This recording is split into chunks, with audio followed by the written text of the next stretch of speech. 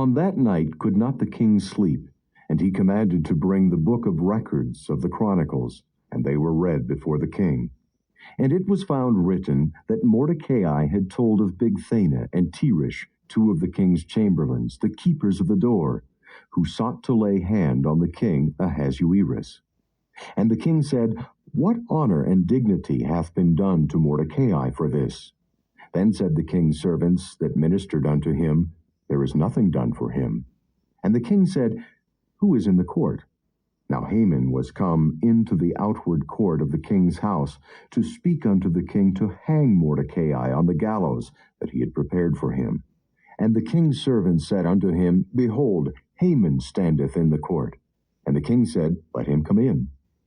So Haman came in, and the king said unto him, What shall be done unto the man whom the king delighteth to honor? Now Haman thought in his heart, To whom would the king delight to do honor more than to myself? And Haman answered the king, For the man whom the king delighteth to honor, let the royal apparel be brought, which the king useth to wear, and the horse that the king rideth upon, and the crown royal which is set upon his head. And let this apparel and horse be delivered to the hand of one of the king's most noble princes, that they may array the man withal, whom the king delighteth to honor, and bring him on horseback through the street of the city, and proclaim before him, Thus shall it be done to the man whom the king delighteth to honor. Then the king said to Haman, Make haste, and take the apparel and the horse, as thou hast said, and do even so to Mordecai the Jew, that sitteth at the king's gate. Let nothing fail of all that thou hast spoken. Then took Haman the apparel and the horse, and arrayed Mordecai, and brought him on horseback through the street of the city, and proclaimed before him, Thus shall it be done unto the man whom the king delighteth to honor. And Mordecai came again to the king's gate. But Haman hasted to his house mourning, and having his head covered. And Haman told Zeresh his wife and all his friends everything that had befallen him. Then said his wise men and Zeresh his wife unto him, If Mordecai be of the seed of the Jews, before whom thou hast begun to fall, thou shalt not prevail against him, but shalt surely fall before him. And while they were yet talking with him, came the king's chamberlains, and hasted to bring Haman unto the banquet that Esther had prepared. So the king and Haman came to banquet with Esther the queen. And the king said again unto Esther on the second day at the banquet of wine, What is thy petition, Queen Esther? And it shall be granted thee. And what is thy request? And it shall be performed, even to the half of the kingdom. Then Esther the queen answered and said, If I have found favor in thy sight, O king, and if it please the king, let my life be given me at my petition, and my people at my request. For we are sold, I and my people, to be destroyed, to be slain, and to perish. But if we had been sold for bondmen and bondwomen, I had held my tongue, although the enemy could not countervail the king's damage. Then the king Ahasuerus answered and said unto Esther the queen, Who is he, and where is he, that durst presume in his heart to do so? And Esther said, The adversary and enemy is this wicked Haman. Then Haman was afraid before the king and the queen. And the king, arising from the banquet of wine in his wrath, went into the palace garden. And Haman stood up to make request for his life to Esther the queen, for he saw that there was evil determined against him by the king. Then the king returned out of the palace garden into the place of the banquet of wine, and Haman was fallen upon the bed whereon Esther was. Then said the king, Will he force the queen also before me in the house? As the word went out of the king's mouth, they covered Haman's face. And Harbona, one of the chamberlains, said before the king, Behold also the gallows 50 cubits high, which Haman had made for Mordecai, who had spoken good for the king, standeth in the house of Haman. Then the king said, Hang him thereon. So they hanged Haman on the gallows that he had prepared for Mordecai. Then was the king's wrath pacified. On that day did the king Ahasuerus give the house of Haman the Jews' enemy unto Esther the queen. And Mordecai came before the king, for Esther had told what he was unto her. And the king took off his ring, which he had taken from Haman, and gave it unto Mordecai. And Esther set Mordecai over the house of Haman. And Esther spake yet again before the king, and fell down at his feet, and besought him with tears to put away the mischief of Haman the Agagite, and his device that he had devised against the Jews. Then the king held out the golden scepter toward Esther.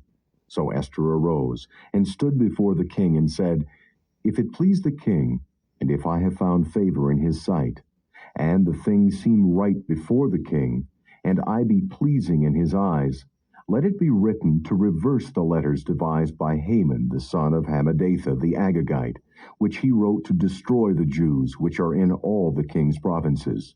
For how can I endure to see the evil that shall come unto my people? Or how can I endure to see the destruction of my kindred? Then the king Ahasuerus said unto Esther the queen, and to Mordecai the Jew, Behold, I have given Esther the house of Haman, and him they have hanged upon the gallows, because he laid his hand upon the Jews. Write ye also for the Jews, as it liketh you, in the king's name, and seal it with the king's ring. For the writing which is written in the king's name, and sealed with the king's ring, may no man reverse. Then were the king's scribes called at that time in the 3rd month, that is, the month Sivan, on the 23 day thereof. And it was written according to all that Mordecai commanded unto the Jews, and to the lieutenants, and the deputies, and rulers of the provinces which are from India unto Ethiopia, 127 provinces, unto every province according to the writing thereof, and unto every people after their language, and to the Jews according to their writing, and according to their language. And he wrote in the king Ahasuerus' name, and sealed it with the king's ring, and sent letters by posts on horseback, and riders on mules, camels, and young dromedaries, wherein the king granted the Jews which were in every city to gather themselves together, and to stand for their life, to destroy, to slay, and to cause to perish all the power of the people and province that would assault them, both little ones and women, and to take the spoil of them for a prey, upon one day in all the provinces of King Ahasuerus, namely, upon the 13th day of the 12th month, which is the month Adar. The copy of the writing for a commandment to be given in every province was published unto all people, and that the Jews should be ready against that day to avenge themselves on their enemies. So the posts that rode upon mules and camels went out, being hastened and pressed on by the king's commandment. And the decree was given at Shushan the palace. And Mordecai went out from the presence of the king in royal apparel of blue and white, and with a great crown of gold, and with a garment of fine linen and purple. And the city of Shushan rejoiced and was glad. The Jews had light and gladness and joy and honor. And in every province and in every city, whithersoever the king's commandment and his decree came, the Jews had joy and gladness, a feast and a good day. And many of the people of the land became Jews, for the fear of the Jews fell upon them. Now in the 12th month, that is the month Adar, on the 13th day of the same, when the king's commandment and his decree drew near to be put in execution, in the day that the enemies of the Jews hoped to have power over them, though it was turned to the contrary that the Jews had rule over them that hated them, the Jews gathered themselves together in their cities throughout all the provinces of the king Ahasuerus, to lay hand on such as sought their hurt, and no man could withstand them, for the fear of them fell upon all people. And all the rulers of the provinces, and the lieutenants, and the deputies, and officers of the king helped the Jews, because the fear of Mordecai fell upon them. For Mordecai was great in the king's house, and his fame went out throughout all the provinces. For this man Mordecai waxed greater and greater. Thus the Jews smote all their enemies with the stroke of the sword, and slaughter, and destruction, and did what they would unto those that hated them. And in Shushan the palace the Jews slew and destroyed 500 men. and Parshandatha, and Dalphon, and Aspatha, and Paratha, and Adalia, and Aridatha, and Parmashta, and Arasai, and Aradai, and Vajezatha, the 10 sons of Haman, the son of Hammedatha, the enemy of the Jews, slew they. But on the spoil laid they not their hand. On that day the number of those that were slain in Shushan the palace was brought before the king. And the king said unto Esther the queen, The Jews have slain and destroyed 500 men in Shushan the palace, and the 10 sons of Haman. What have they done in the rest of the king's provinces? Now, what is thy petition? And it shall be granted thee. Or, what is thy request further? And it shall be done. Then said Esther, If it please the king, let it be granted to the Jews which are in Shushan to do tomorrow also according unto this day's decree, and let Haman's 10 sons be hanged upon the gallows. And the king commanded it so to be done. And the decree was given at Shushan, and they hanged Haman's 10 sons. For the Jews that were in Shushan gathered themselves together on the 14th day also of the month Adar, and slew 300 men at Shushan. But on the prey they laid not their hand. But the other Jews that were in the king's provinces gathered themselves together, and stood for their lives, and had rest from their enemies, and slew of their foes 75,000. But they laid not their hands on the prey, on the 13th day of the month Adar. And on the 14th day of the same rested they, and made it a day of feasting and gladness.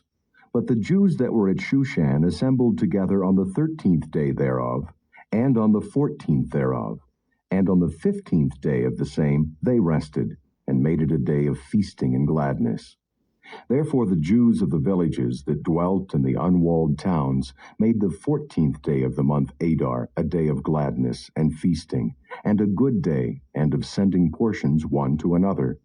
And Mordecai wrote these things, and sent letters unto all the Jews that were in all the provinces of the king Ahasuerus, both nigh and far, to establish this among them, that they should keep the 14th day of the month Adar, and the 15th day of the same yearly, as the days wherein the Jews rested from their enemies, and the month which was turned unto them from sorrow to joy, and from mourning into a good day, that they should make them days of feasting and joy, and of sending portions one to another, and gifts to the poor.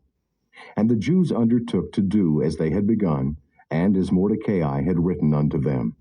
Because Haman, the son of Hammedatha, the Agagite, the enemy of all the Jews, had devised against the Jews to destroy them, and had cast pur, that is, the lot, to consume them, and to destroy them.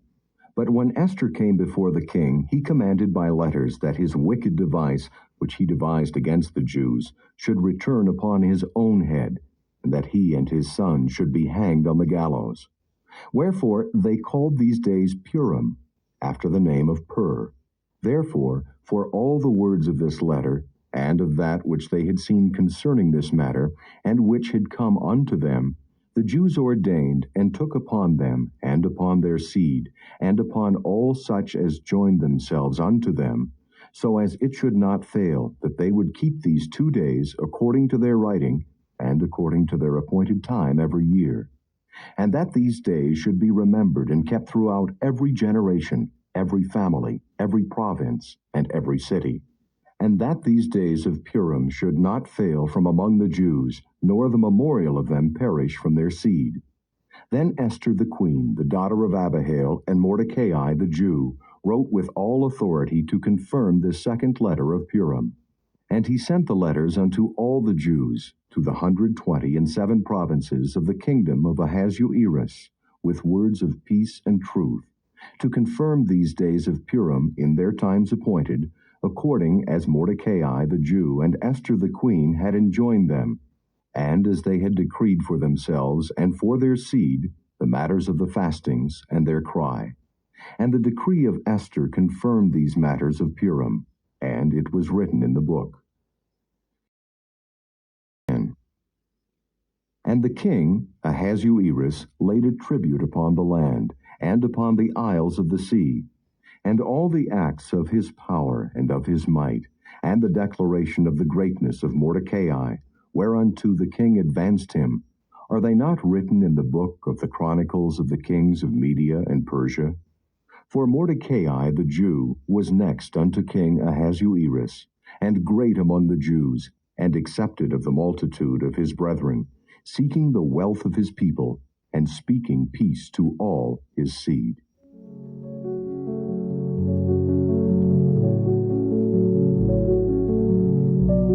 Thank you for joining us today. If you have been blessed and would like to have more of this, consider liking and subscribing. Share with friends and family as well. Join us tomorrow again. God bless you.